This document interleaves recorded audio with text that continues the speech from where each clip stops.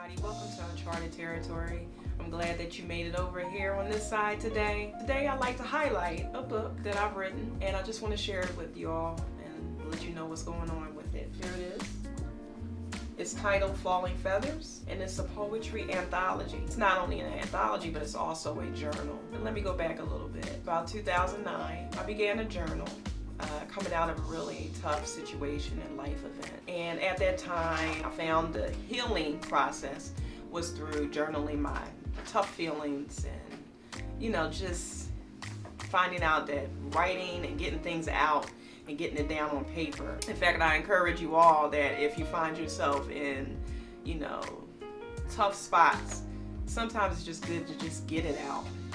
So from there, that transitioned into poetry. It was totally unexpected. And so during that time, I began to frequent poetry cafes and open mics. And I was being inspired by seeing other people share their talent.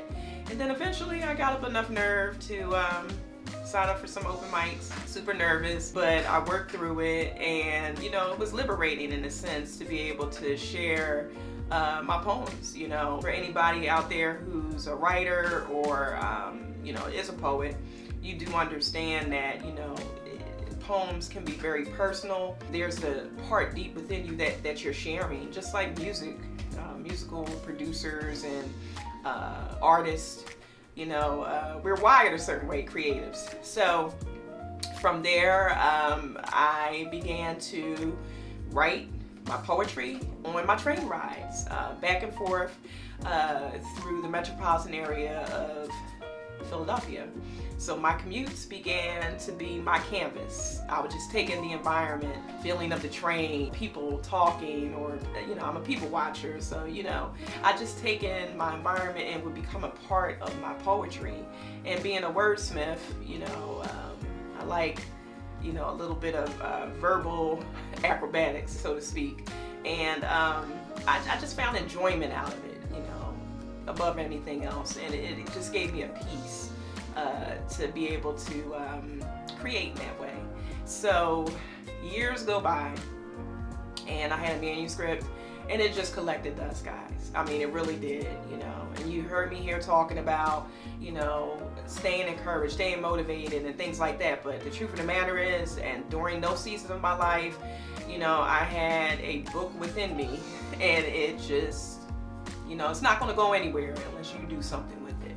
So fast forward to about maybe a year ago, my sister, she was very encouraging.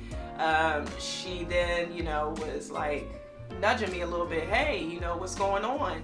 And I'm like, man, do I really want to do this? So I dusted off that manuscript, and also too, I began to write. I began to flow a bit more, my muse started to, come alive again. And so even though, being a mom and, just life, and you get busy, I found the time to begin to write again and, just being obedient. And so in this book, there's a little bit of me in different seasons of my life. So, there's one part of the book where much of it you'll find there's like some references maybe to society and the political scene, so to speak, roughly. And then it goes into introspective, just being a woman, finding yourself,